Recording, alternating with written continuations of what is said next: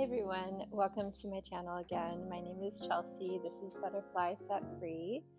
Today I wanted to talk about having ADHD, as I struggle with it, and it can be hard sometimes when you struggle with ADHD, and you can get overwhelmed easily, especially if you're a highly sensitive person, in addition to being struggling with ADHD as I am, because you can just get like too much information all at once, or things can just, the little subtlest things can be just overstimulating to your nervous system. And then when you have ADHD on top of it, your mind just goes kind of crazy, and sometimes it can work for you. Sometimes ADHD can be a benefit because you can get like hyper focused on something and get a lot done. But then sometimes, which I noticed recently, is you can get into these like ADHD flares almost, where like, and I don't know if this has happened to you, but I just noticed this, where like I have like too many things that I want to work on. Let's say like you have so many goals that you want to work on, or even just like to-do lists. Trying to think of examples, but like, let's say you have to like run errands, you have to clean, you have certain projects you're trying to work on, and it's like they're all equally important. For me, like, I have lots of goals that I feel like are all equally important, so sometimes it's hard to decide what should I prioritize, because you're just thinking, well, everything is equally important, so I should spend time on everything. And yeah, you can dabble a little bit here, dabble a little bit there. Like for me, I love painting, writing, photography, all these things. And yeah, I can dabble a little bit in each area, but sometimes the problem with that is you'll never get as far as you could be if you just hyper-focused on one thing and then section it out and focus on the next thing. So that's what I'm trying to focus on this year, which I haven't been as good at in the past. And I don't know if you can relate or if this has happened to you, but I thought I should send this message to anyone who is struggling with being a multi-passionate person and not knowing what to focus on. I wanted to say that if you relate to being a multi-passionate person, whether it is in a creative field or whether it's just something else, if you just have multiple things that you're passionate about and you equally want to pursue, it's kind of like, what's the saying, being like a jack of all trades but a master of none. It kind of feels that way when sometimes, like, yeah, it's great to be passionate and purposeful of all these projects and things like that and pursuits, but if you don't hyper focus on one thing at a time, you never, or I'm not saying you never will become a master, but it'll take a lot longer, because if you constantly are divvying up and dabbling your divvying up your time, in sporadic little spurts, you're just never going to get as far as you could be. And I was noticing that because, every January when you write down your intentions for the next year and you think, this year I'm going to accomplish this. And I kept realizing every New Year's would come around and I would write down the same goals that I had the previous year, because yeah, I would make a little bit of progress, but it wasn't like completed like I had intended. So it just made me think, like, I need to rethink my strategy, because clearly what I'm doing isn't working, at least, for everything that I want to accomplish. So what I thought of, which I've just started, but so far I think it's working great, so that's why I wanted to share it with you, is you want to split up, like, prioritize basically your number one thing. Like, yeah, everything is equally important, but like, what is the one thing you want to accomplish this year? And then what's the second thing? And what's the third thing? And you write those things down. And then the first thing, you go back to it and you open up like your Google Calendar, or if you have a regular calendar, and you basically just map out the next like 6 to 8 weeks, or no, I would say probably like 8 to 12 weeks. So about like 3 months time span that you're gonna try to at least get as far as you can on this goal. And you chunk out each of these goals by a span of 8 to 12 weeks. And you can get like a little journal like I have it tabbed with my priorities and or you can just sync it to your Google Calendar. I find both very helpful, especially Google Calendar too, because it can notify you and send you little notifications like, hey, remember you're supposed to be working on this at this set time. And sometimes like it can be hard because it can feel like, oh, every moment of my day is time blocked, but you don't have to do that for like every single day. You can of course have days where you just, enjoy your time. You don't have to worry about accomplishing a certain set of items. But I'm just saying, for super ambitious people like myself, and also people who have extremely limited time, like especially if you're already working a full-time job, or you're a mom or a caregiver, taking care of, your parents or anything, like, or if you have pets, like, I'm just saying there's so many things, if you think about it, in your day that take away your time. And your time is so precious. That is one thing I've realized the older I get, is how precious my time is, like extremely. That's another reason why I tend to not like call people on the phone. Like occasionally I do, but if I do, it's during like a time when I'm doing a long commute or something. Because when you're an extremely busy person, you really have to just be so strategic about your time and just so protective of it. So anyways, that was a side tangent, but basically you want to, and you can even pull up like ChatGPT or just to like really help outline what these next 8 to 12 weeks look like for you, depending on what your goal is. So if your goal is to, if you love writing, like what are you writing? Are you doing a book of poetry? Are you writing a novel? Are you just writing blog posts? Like, what are you writing? And then you want to outline like what's your end goal at the end of 8 to 12 weeks.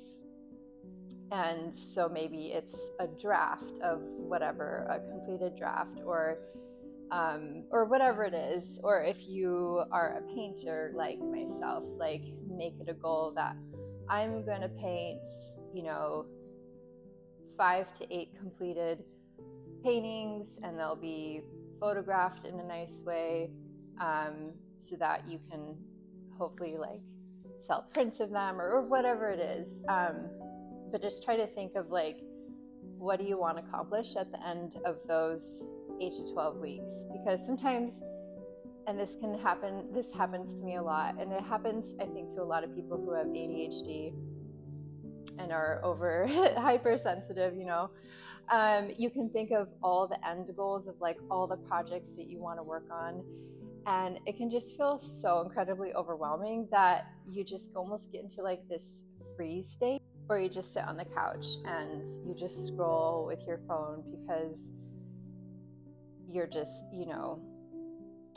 overloaded and overwhelmed, and you just get in this state of like, well, I don't know what to focus on, so I guess I won't do anything. But and then you just end up doing nothing, and that's what you want to avoid. And so that's why I think outlining the next, like, time blocking your goals in 8 to 12 week segments really, really helps. At least it's helping my brain.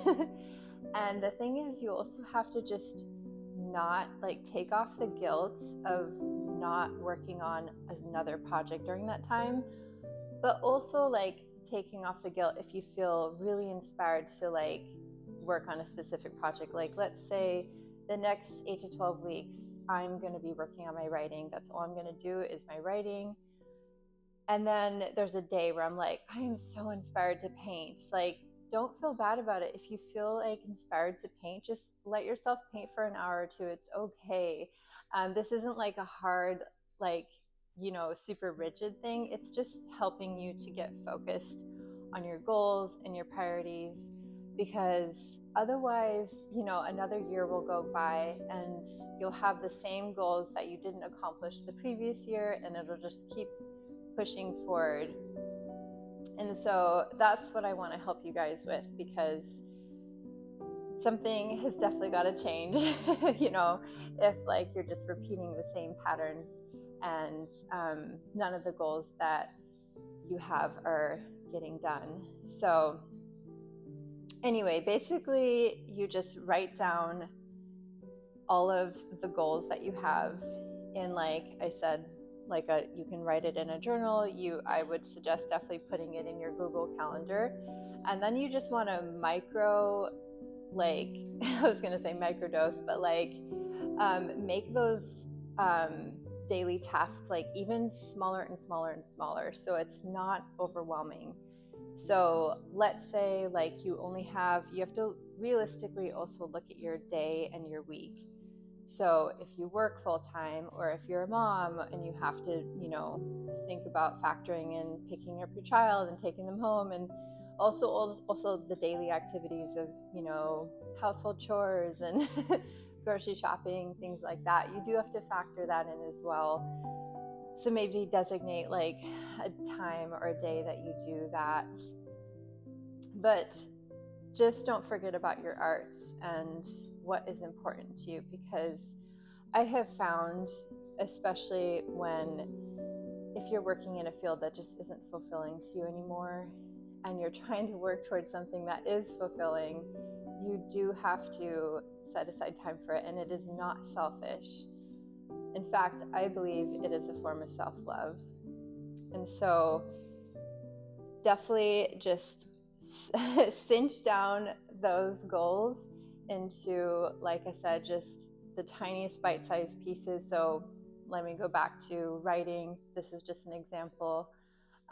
Let's say I'll say like, okay, on every Sunday morning, I have 2 hours time before I have to, go get my daughter, because I'm in a co-parenting situation. But so I'll say, okay, I have 2 hours time and I can work on whatever project, and I'm not going to overwhelm myself, but I'll say I will just, write 1,000 words, or I will edit what I've previously written. That's just an example. Like, don't overwhelm yourself. And if those numbers scare you, like, just bring them down even smaller. Just try to make it into like really bite-sized pieces, and you will be astonished at how much you accomplish when you just can focus on one tiny goal. And then you'll look back several weeks later and you'll be like, oh my gosh, like I already wrote like 3 chapters or whatever, or I painted 5 different paintings. I don't know. I've just noticed like this really helps, at least, people who get very scattered and overwhelmed easily, especially with life pulling you in every different direction.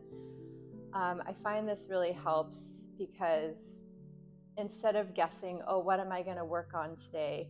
It's already in my calendar. It's already telling me like, hey, today you're going to work on your painting, or today you're going to work on your writing. And then it's not second guessing, and then it's not feeling bad that, oh, I should be working on all these other things. Like, no, this is the time that I've set aside to work on this. And you work on it and you do the best you can and you'll feel so much better after it.